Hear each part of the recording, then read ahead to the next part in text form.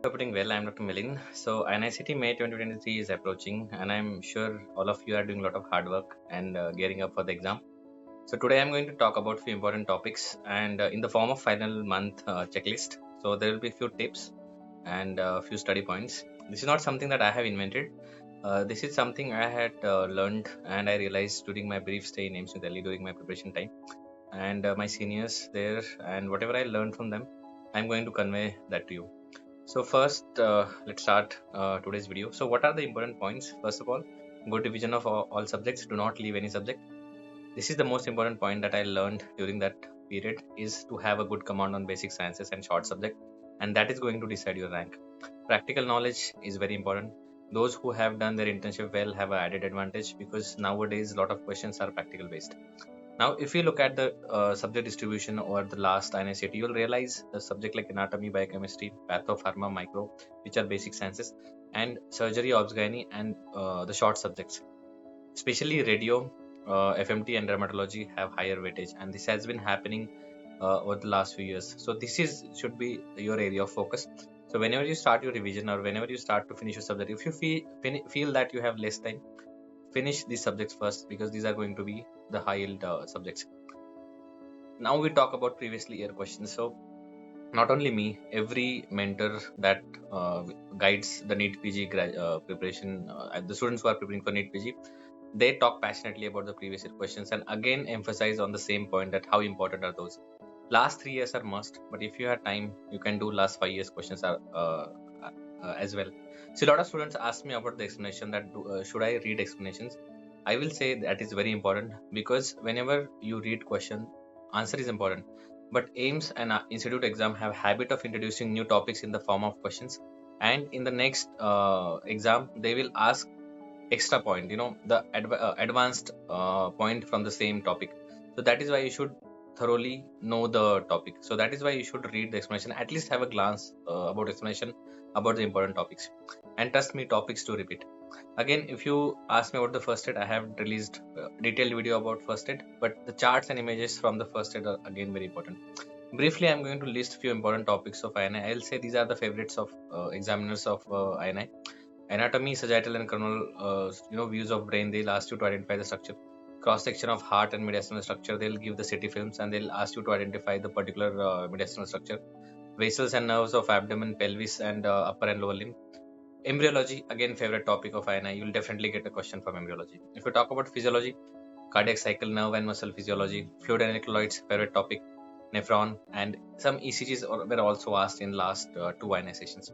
If you ask me one subject that is that has the high yield from USMLE first aid and you'll get maximum benefit from first aid is biochemistry.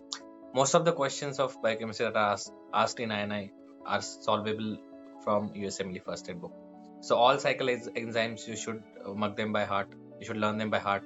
Inborn error of metabolisms, charts, classifications, and especially test.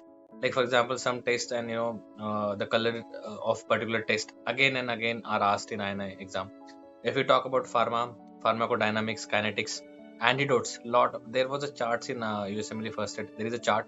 Lot of questions from the same charts were asked. Recently approved drugs. So there is a site for recently approved drugs, and a lot of classes also they tell you about the recently approved drug. There is one more idea. You can go through the JIPMERs, the last JIPMER papers, like the recent ones, and you will find a lot of new drugs in that. So you can also go through those drugs, and there is a high chance those drugs can be asked.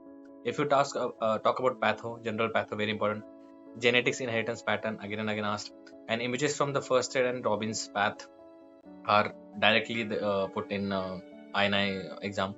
If we talk about micro, see general microbiology, bacteriology, virology is important, but especially INI's favorite is parasites and fungi.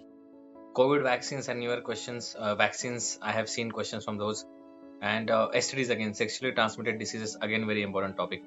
If you talk about miscellaneous, toxicology, declaration of FMTs, STDs in skin, then basic biostatistics from PSM, new programs, updated data, targets, goal, again very important. Lot of students they skip biostatistics, but trust me, there are very simple questions that are asked, like 2-3 questions sure shot you'll get from the biostatistics, and they will put you ahead in the competition. Again, surgery, obs, there are a lot of topics, but which I have listed here, like trauma, triage, burns. infertility, contraception, infections. Again, lot of questions are asked on this topic, so you should not leave them. Pediatrics, very favorite subject for INI.